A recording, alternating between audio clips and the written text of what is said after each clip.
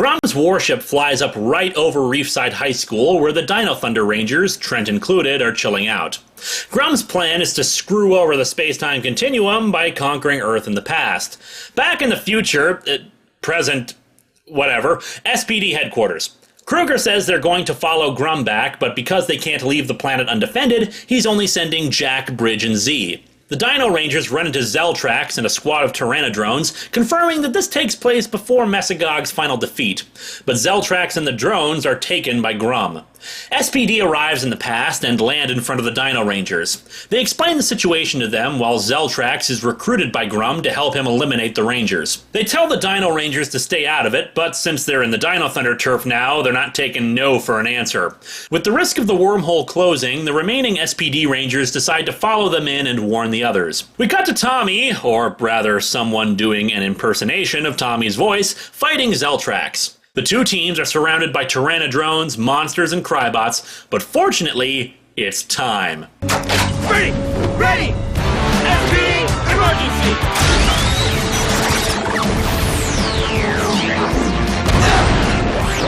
Space Patrol Delta! Yeah! Not bad. Check this out. Ready! Ready! Dino Thunder! Power up! Ha!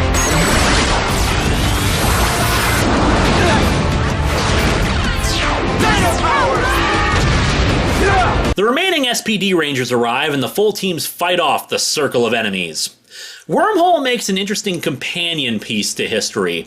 I hesitate to call one or the other better because both have positives and negatives. Neither are really better in the character development, but I admit I like the fights in Wormhole a lot more. There's more martial arts work in play, and just having the full teams together is a major plus. In addition, the Rangers aren't fighting in their advanced forms for most of the fight. It's your basic level spandex fight until the end with the Red Rangers battleized. Oh, and one more positive, this is the only team-up fight in Disney where they aren't in a quarry. It's a field this time, and it really, really helps it stand out.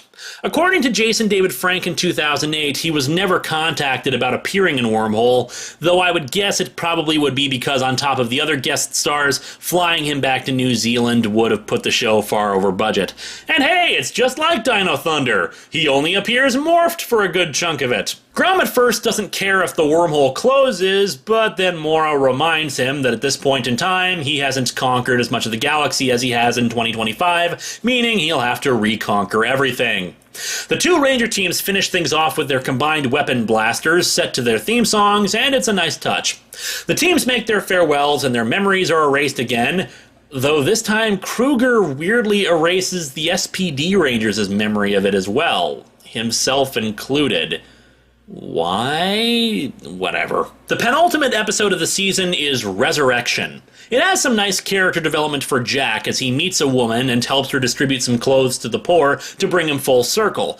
But the other thing that's occurring is Mora, who's influenced by the Magnificence to finally abandon her childishness and toss away her doll. What terrible thing should we do today, Emperor? Today will be unlike any other day, seen by the unsuspecting Rangers. We'll get into Jack's development more later, but the bigger issue is what happens near the end of the episode. S.P.D. gets a distress call from Gamma Orion on the restricted S.P.D. channel, and the Rangers are sent to investigate.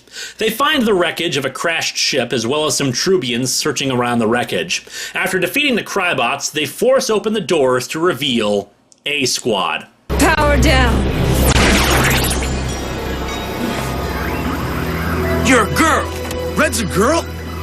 Right on! This is the first season to ever show a female Red Ranger, and I only point this out because people will ask me otherwise why I didn't.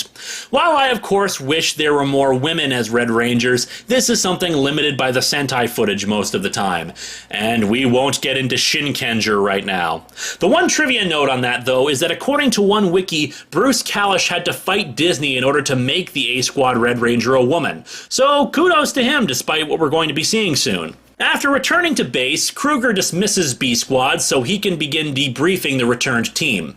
Remembering what happened at the start of the series, Bridge reads their life signs, once again noting how their colors are off. Plus he points out how strange it is that after a year of searching for them, they just happen to find them.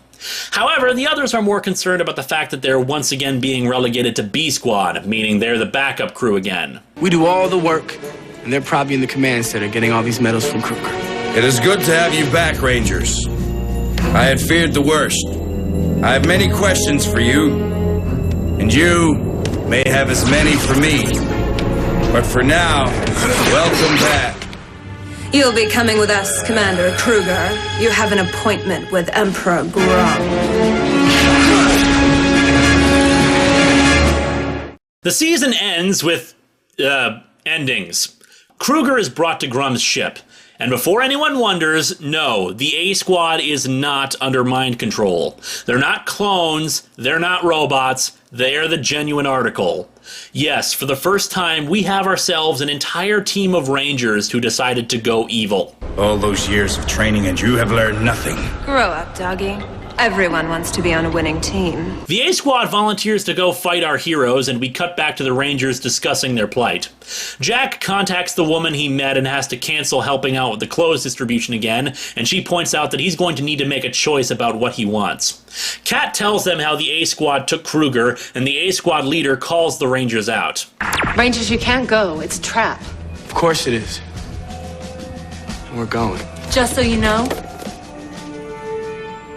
Commander Kruger told me you're the best he has ever had. The two teams begin their fight with plenty of back explosions, though this time it's to show off badassness. At least until the fight begins, and then it's just stupid.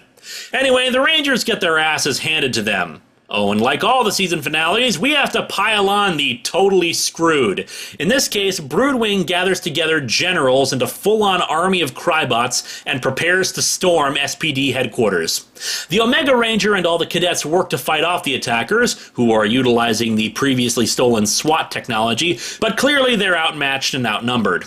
Cat and Boom lock down the command center, though they know it's only a matter of time before the attackers reach them. Meanwhile, Grum wants to exact his revenge on Kruger, but the Magnificence says it's irrelevant. Your obsession with Kruger means nothing to me. Completing my magnificence is all that matters. With great omni! Silence! Only when that is done may you exact your petty revenge. I have spoken. The A Squad gathers the Rangers together and removes their helmets, taunting them for good measure. You never really thought you stood a chance against us, did you?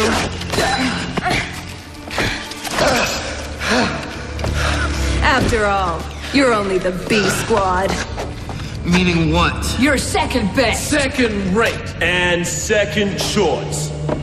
If I may take a moment to discuss themes, it was a brilliant move by the writers to make the A Squad evil. Throughout the course of the season, we've seen the Rangers develop as friends and in their skills and training. Yes, they're good. Damn good, but this is the ultimate challenge. Defeating an evil dictator? Yeah, every season does that. But this team is the A Squad. They're the best. And I don't mean that in a cliched sense. As far as the general public were concerned, up until our team showed up, the A Squad was the Power Rangers. They were the heroes, the ones to look up to and trust. Hell, during Insomnia, Sky says that the A Squad is Tightest, most disciplined team in the whole academy.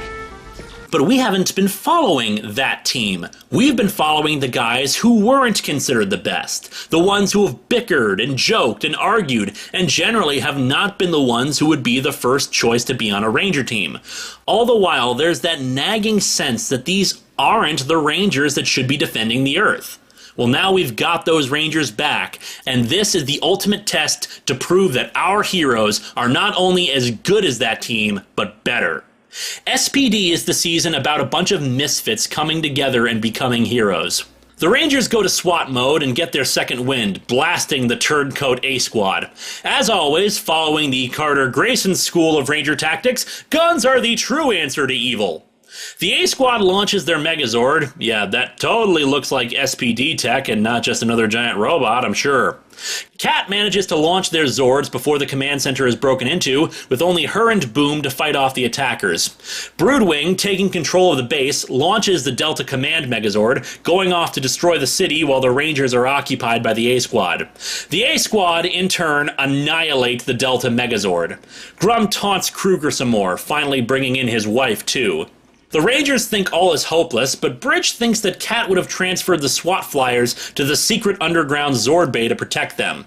They launch the SWAT Megazord and re-engage, destroying the A-Squad's Megazord and confining them to playing cards.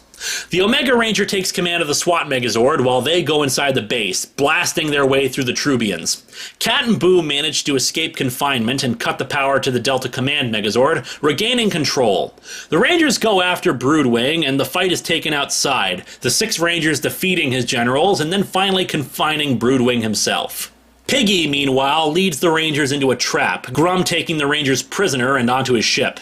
And by the way, that was all Part 1. Part 2 begins with Jack trying to break out using his civilian powers, but they've been neutralized in the force field. Kruger has worked out that Jack probably plans on leaving SPD, though Jack denies it. Kruger, however, says that he knows where his heart truly lies. Piggy, meanwhile, is regretting his betrayal of the Rangers and asks for a sign that he's done the right thing. Instead, he gets a lightning strike to his food van, destroying it. Yeah, long story short, he won the lottery in some earlier point in the season and, well, spent it on making a food cart. Yay. Back at HQ, Cat has taken charge and is telling everyone left that they're the only ones who can defend the Earth. Omega Ranger will lead those of you who are willing to fight against the inevitable Truvian invasion. The odds of coming out of this are slim. What? If any of you want to leave, please do so now. Hey, wait. Before you go, I just want to tell you that, well, I get it. You know? I understand. Outnumbered, outpowered. Cat's probably exaggerating when she said the odds are slim. Hopeless would be more like it. But even if all of you leave, I'm staying. I'm staying for Commander Kruger. I'm staying for Jack, for Sky, Bridge, Z, Sid. I'm staying because they would stay for me. Let's stay for you, too. Now, we will probably lose this fight, but I am not giving up without a fight. So, Grum, bring it on. Those of you who want to go, go. I'm staying. As if in answer, Grum's forces begin their assault. Grum has some Crybots sent to execute the Rangers in his custody, but of course they're not going out without a fight. Rangers, it has been my honor to serve with you. Piggy, however, has snuck on board, disguised himself as a Crybot, and shoots down the guards, freeing the Rangers. He apologizes for betraying them, and they make their way out. Piggy retrieves their morphers, and the squad is sent back to Earth while Kruger stays behind to get his wife. Kruger confronts Mora in a hallway, who starts sending out monsters to fight him, but he just slashes through them. She runs out of pages in her drawing book, and Kruger contains her in a playing card. The Trubians begin their next assault, and the entire Academy fights as best as they can. One by one, the forces are taken down as the Magnificence begins to take shape in orbit. Kruger reaches Grum's bridge, and the two begin their final battle. Well, not really, but you'll see. Oh yeah, and it seems the Magnificence is actually the name of the thing he's piloting, and the real name for the big brain with tentacles and purple energy and whatnot is Omni. But frankly, I think the Magnificence is a cooler name for it. During the fight, Grum hangs Kruger's wife over the edge, threatening to drop her if she comes closer. Back in the battle, the Omega Ranger is seriously getting his ass kicked, when suddenly a time portal opens up in front of him.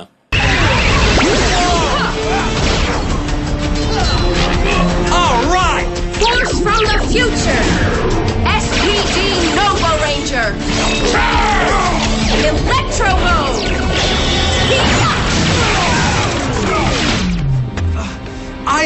so glad to see you, Nova.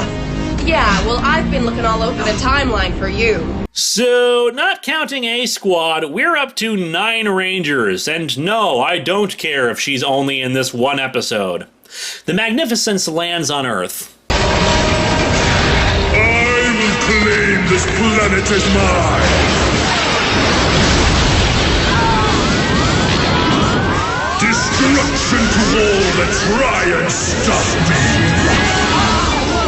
Kruger, just to show how badass he is, runs up, stabs Grum, goes over the edge, grabs his wife, flings her back up, grabs Grum again, and then Grum drops over the edge. Meanwhile, the SPD Rangers arrive to fight the Magnificence, and just to bring in more coolness, Commander Birdie, the main guy in charge of all of SPD, we had seen him in a previous episode, and Sergeant Silverback arrive with reinforcements from the galactic headquarters of SPD. Since Kruger is still inside of the Magnificence, he starts working to sabotage it. They locate a weak spot and open it up for the Rangers, allowing them to shoot at it and annihilate the Magnificence. As the team starts celebrating, however...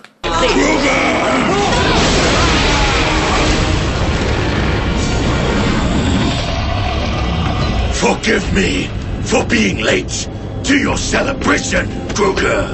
We're with you, Commander. No, I will finish this. Kruger breaks Grum's staff and cuts off his other horn. Now they match. You'll pay for this, Kruger. Justice is served. Sometime later, Kruger tells the others that Jack has resigned from SPD. The others are promoted to A Squad for everything they've done, but they refuse the position since they are B Squad. Kruger says that's fine, that there simply won't be an A Squad from now on. If I was to appoint Sid as Red Ranger, would you follow her into battle? Sir, I'd follow anyone into battle you felt worthy of wearing the color red. Congratulations, Sky. You are the new Red Ranger. The time portal opens, allowing Sam and the Nova Ranger to go home, and for a brief second we can finally see them unmorphed. Meanwhile... Thanks. Hey! You guys need some clothes? Guys, thanks. Yeah, you might have left SPD, but you're not leaving our lives. Well, brother, guess we both get to do something bigger. Hello there. Piggy, what are you doing here? Oh, didn't Jack tell you? I've gone into business with him and Allie.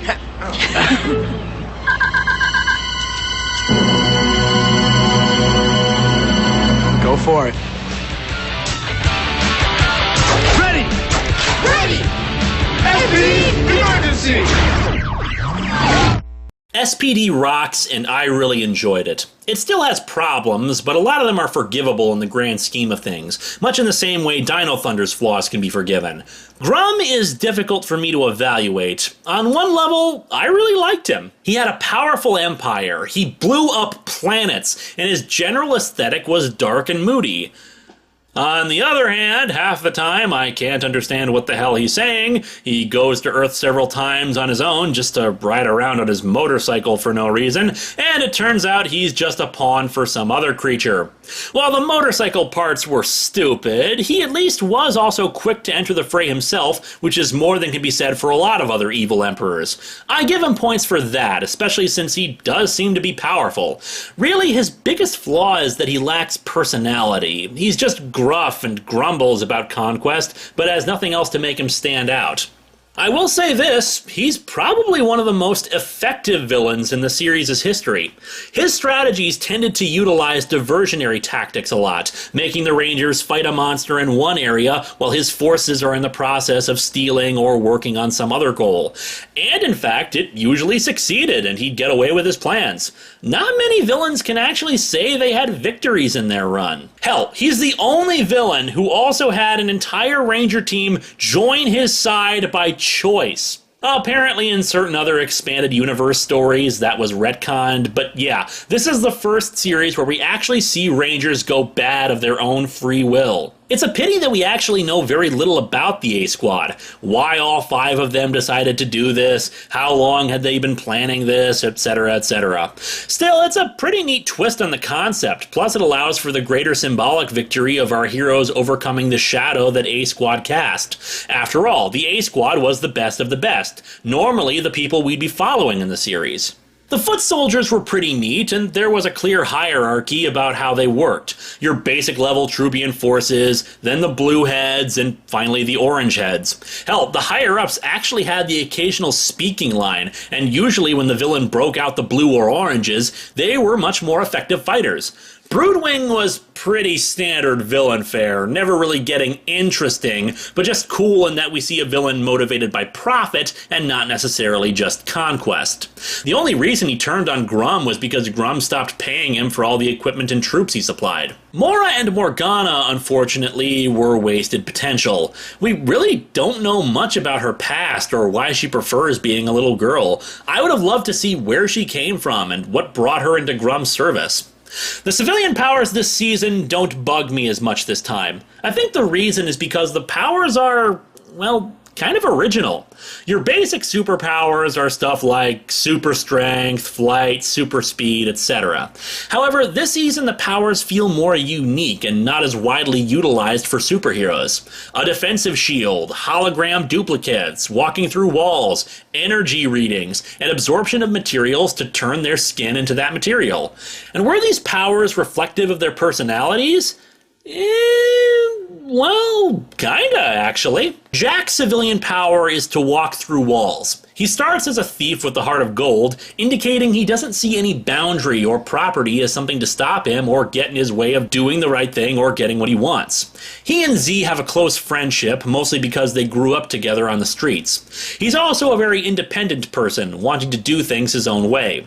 He starts off that way just by not wanting to join SPD, preferring to help out in small ways to the poor and unfortunate. Later, in Impact, he almost sacrifices himself to destroy a meteor heading for Earth because he's a better shot than Sky. Finally, in Resurrection, he finally comes to realize that he wants a life outside of being a Ranger and actually stands up to Kruger, upset that his duties are interfering with his personal life. His decision to leave SPD is sad, but understandable. At the very least, he knows his own responsibility to the team and to the world. It's just by that point he realizes that he never wanted to join SPD initially, and he was more than happy to leave once the threat was over. However, the fact that he was given the leadership role showed that he had the heart to be one and to make the right choices, even if it took him a bit to understand that. In his first role as the leader, he basically spent training lounging around reading comic books. The fact that he was chosen to be Red Ranger made him the obvious rival to Sky. Sky's civilian power was force fields, which can be interpreted as Sky putting up walls around himself so nothing got in and nothing got in the way of his goals. In the early episodes, Sky obviously objected to Jack's place of the Red Ranger and resented that, at best, he was second in command. It's not hard to sympathize either. He's been training since he was a kid to become the Red Ranger, and Kruger decides to give someone fresh into the academy the job? However, at one point he blatantly disregards orders because of his pride, and Grum gets away with a plan as a result, showing that he had a lot of pig-headedness and arrogance that he needed to get over. When he started out at the academy, he was apparently a lot more wild and wacky, but he eventually changed when his best friend Drew had to transfer to another academy. It's possible he changed after Drew was reported missing in action, but we never learn exactly why his personality changed. Idol, I think, is the turning point for Sky. Drew returned to the academy, and it turned out he worked for Broodwing and almost assassinates Kruger. From then on out, he was a lot nicer to Jack, and the two's friendship strengthened. Idol is also a great microcosm of the A-Squad situation. A friend and ally that formerly believed in the Rangers turns evil of their own volition. Reflections was the height of his development, wherein he finally is confronted by his father's killer, and he manages to bring him in, even becoming the Red Ranger for a short time.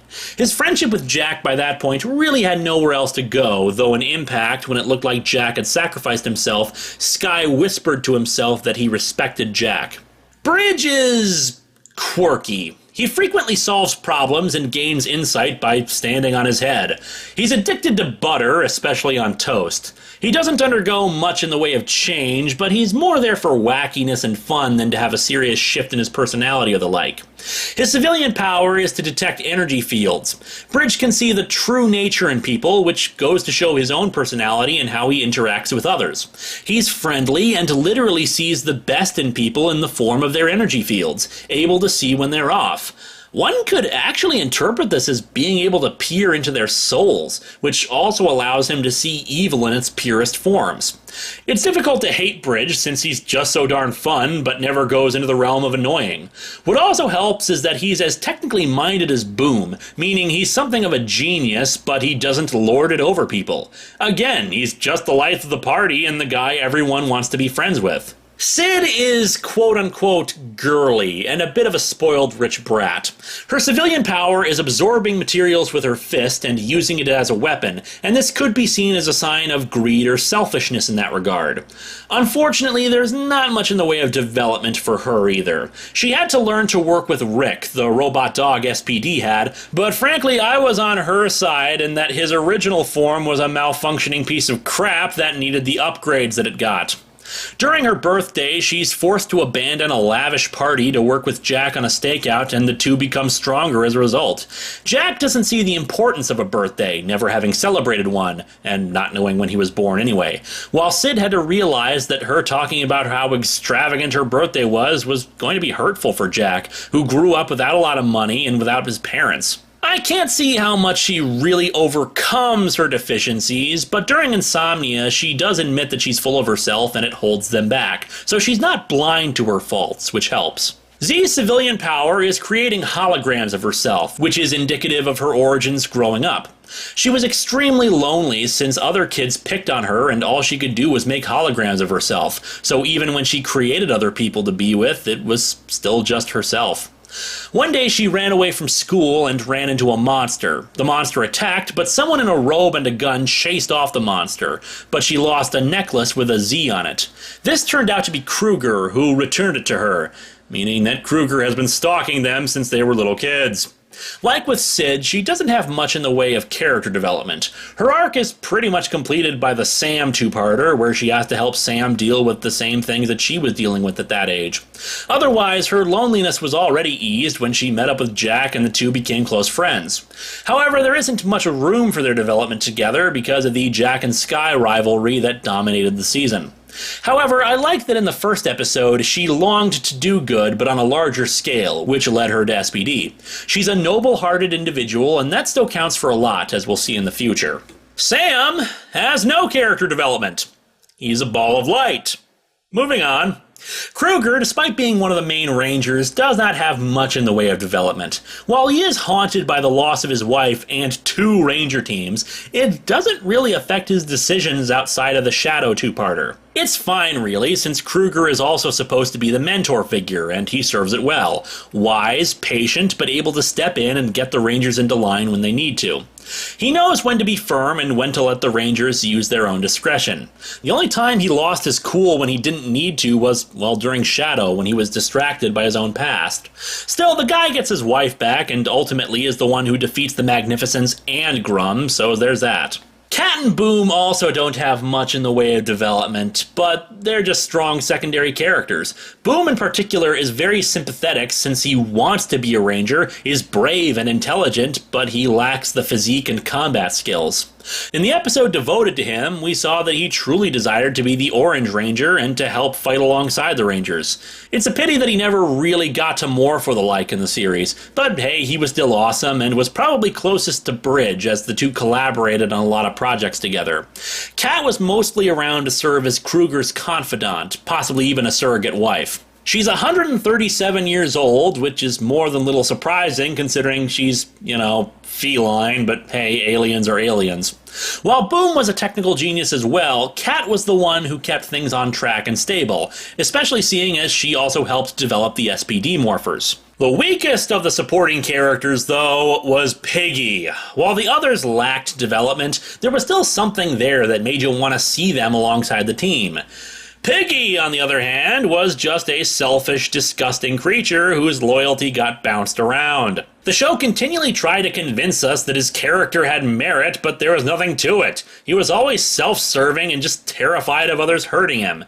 The only time he showed any actual insight was in Wired, when he showed the Rangers how other people could be afraid of them. In the finale, his betrayal is treated with a lot more gravitas than it should have. The guy was a criminal from the start and could have simply moved to a different city with his food shack and gotten out of sight, out of mind of the Rangers, but he never did so. Hell, he was only useful to Grum and Broodwing because of his connections, and if he had any good sense, he would have laid low and stayed away from the action. Instead, we're supposed to sympathize with him in the end, but there's nothing to sympathize with, because we've never been given a reason before as to why we should care about him. Overall, SPD was a great series, bolstered by strong characters, an epic storyline, and just an enjoyable experience that paid homage to the Power Rangers universe with costumes, aliens, and locations without letting it get out of hand as a constant reference fest. Its weaknesses were mostly in the technical department, partially due to Disney's interference. For example, lasers were used in place of martial arts due to Disney wanting less overall violence and fighting in the show, or just bad pacing in areas when everything was going far too fast for us to get invested in it. Still, the series was a strong beginning to the Kalish era. Next time, we'll see if that quality can be maintained as the seasons begin to get shorter in Power Rangers Mystic Force. This is so not what I signed up for. Why are you bummed out? I would be psyched to be Red Ranger. You'd be psyched if you were the Pink Ranger. True.